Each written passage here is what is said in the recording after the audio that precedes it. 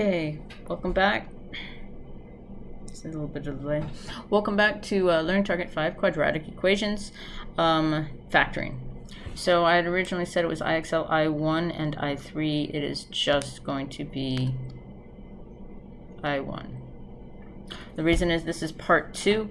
The first one was about just exposing you to factoring and whatever, and this is actually getting into it. So 2 videos ought to be enough. It's going to be 1 IXL. So just to remember why we're factoring, you've seen this before. This was in Algebra 1. Why do we factor? Well, so the best way to show you that would be to use Desmos.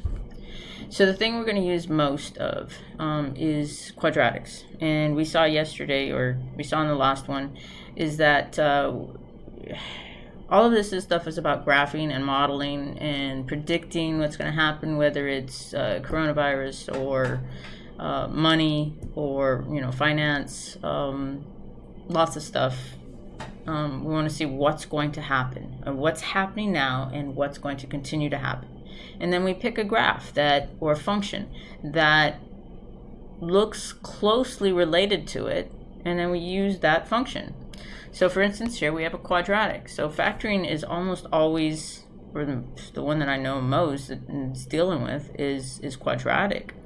So when you solve a quadratic, if you want to find something important, so I'm going to basically change all these numbers so that it shows you all the different quadratics, parabolas that we can have with just that type of function. So that parabola can be a whole bunch of different things, but it's always a U shape. It's either an upside down U or a regular U. Okay, and we're just changing the A value, the B value, and the C value. And it goes from -10 to 10. And we could have bigger numbers and smaller numbers. We wouldn't be able to see what's going on. But what's going to be important? Well, notice if I stop it right there, if I knew where this was crossing the x-axis, and yeah, if I have the graph, if I can plug it into Desmos, I can find where that crosses the x-axis.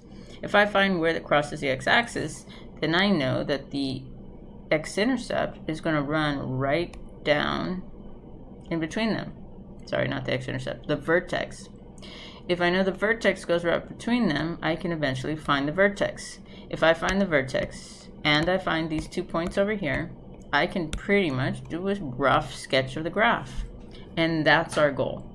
Our goal right now for factoring is because it tells us where these are.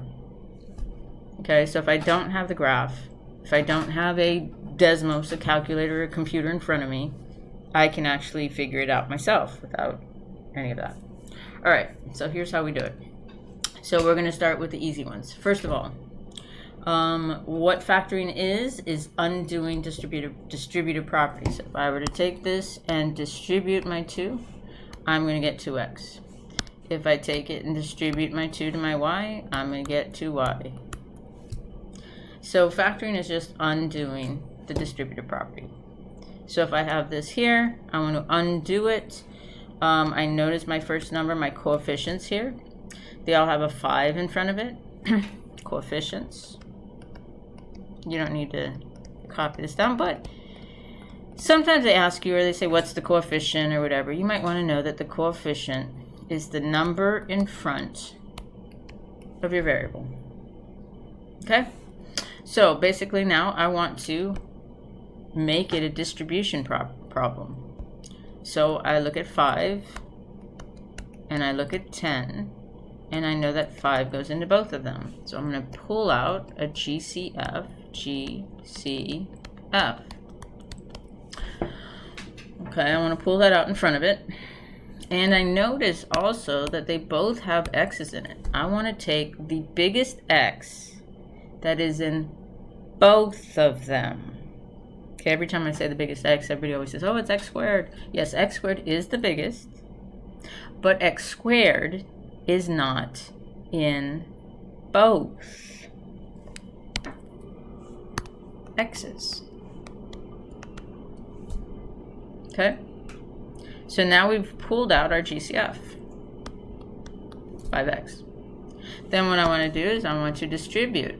And when I distribute, when I multiply, I want to get 5x squared. But I currently have 5x. So in order to get 5x squared, I need another x. Now 5x times x is 5x squared. All right, then I bring down my plus sign. I need to get 10, but I have 5. So I'm going to multiply by 2. And then I'm just going to double check. 5x times 2 is 10x. So that's factored. So now how does that help me as far as finding the x-intercepts? So this is actually our lesson today. This is what you're going to do. This is what's in IXL. But what I want to show you, just so you see what's coming up and how this is important. So basically this now I can find the x-intercepts with this. So we're going to do this in another lesson, but again, this is just to show you. Now, in order to do this, I'm going to graph this problem.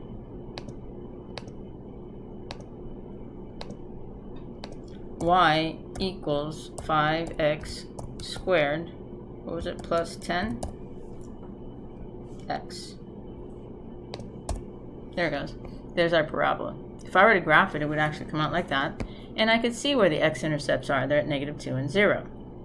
But I'm going to solve it and find out where they are without graphing it. Well, remember, my y value, this all here, if I make a table, I turn this into a table. Right here, when x is -2, y is 0. -2, 0. There's my x-intercept. I'm also going to look for the 0, another 0. There it is. 0, 0. X-intercept. So when x is 0, y is 0. When x is -2, y is 0. That's my x-intercept. My x-intercept is where it crosses the x-axis. That means y has to be 0. And that's what I put over here. That's my y. So if I set it to be equal to 0, that's going to, and I solve for x, that's going to give me my x-intercept. So how do I go from there? Well, remember this here is just a number, 5x. If I knew what x was, then 5 times 3 would be 15. 5 times 4 would be 20. 5 times -2. If I knew what my x was, I would know what number 5 times that x is. Same for this. If I knew what x was, then x plus 2 is just a number. So basically I have one number times another number equals 0. Well, if one of those numbers was 0, then I don't care what this is, because this has to be 0. Same for this one. If this one is 0, then I don't care what this one is. The answer must be 0. And that's how we solve this. We said, well, okay, then I'm going to make 5x be 0. And I'm going to make x plus 2 equals 0. I'm going to solve for this. So 5 times 0 will give me 0. And this one here, if x is -2, then y has to be 0. Wait a minute. X is 0. X is -2. X is -2. X is 0. Now I know where those x-intercepts are without plugging it into Desmos. Solved it for myself. I know that once I have those 2 points there, I know the axis of symmetry is going to go halfway in between it. That way, now that I found my x on my axis of symmetry, I can plug that into my function and find out my y value. Super, super powerful. But we're going to spend all our time, basically, factoring. Okay? I'm going to look at my time. I got 9 minutes. All right. So let's get into it. Every once in a while I'll mention about factoring and why it's important, but for the most part we're just factoring. Okay, and so you notice this is not a quadratic, this is a 2. A quadratic, the highest exponent is a 2. But sometimes we'll see these 2 because this is algebra 2, so you'll see those. So I want to factor out, I'm going to look at the 10, I'm going to look at the 6, I'm I'm gonna have some scratch paper over here on the side, so that way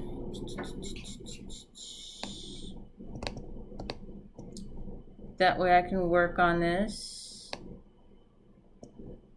There we go. Over here, I've got 10 and I've got 6. So if I look at 10 and I look at 6, I want a number that goes into both 10 and 6. Let's see, 6 is too big because 6 doesn't go into 10. I know 6. I know 1 goes into 6, of course, 1 and 6. I know 2 goes into 6, 2 times 3. 1 and 10, I have 1 and 10, 2 and 5. I want the biggest number that goes into both of them. Looks like it's 2. So I pull out a 2. 2. And then I look at my variables. I have w cubed and I have w squared. I want the biggest number that goes into both of them.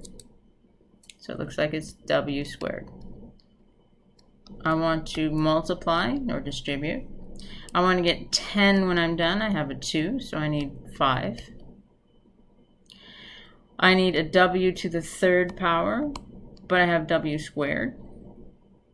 So I need a w. This is a plus sign, so I just bring on a plus.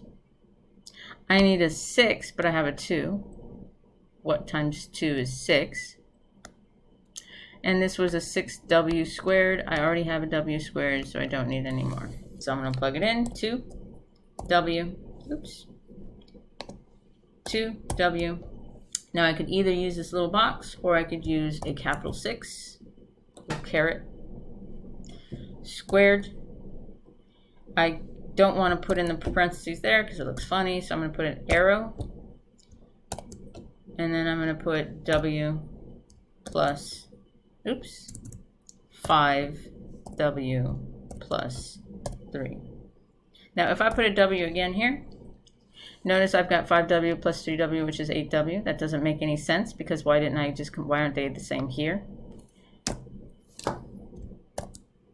And then submit. Do it again. Start doing it in my head. I got 3, I got 6. I know 3 goes into both. I've got a c squared. I've got a c to the 1st. I know the biggest c that goes into both is just c. I now have my parentheses. 3c. I have 2 c's here. I have 1 c there. I need 1 more c. 3c squared. I bring down the plus sign. I have a 6 and a 3. 3 times 2 is 6. I have a c there. I have a c there. I don't need any more c's. One more time. I have a 6 and a 9. 6 doesn't go into 9. That's too big. What about 2 and 3? So I'm focusing on the smaller number. I can't focus on the bigger one because the smaller one, well, I can't pull out a 9 out of 6. I can't pull out of 6. So I'm going to need the multiples of 6, the factors of 6. I know 2 and 3 are factors of 6. I know 2 is not a factor of 9, so 2 is not going to work.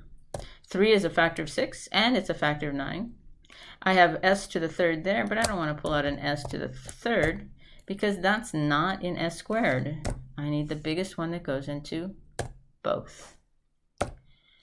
I need a parentheses. 3 times 3 is 9. I need another s to give me 3 s's. I have a subtraction. I have a 2. And that's pretty much it. Do a bunch of them and do well. It's 14 minutes and we're good to go.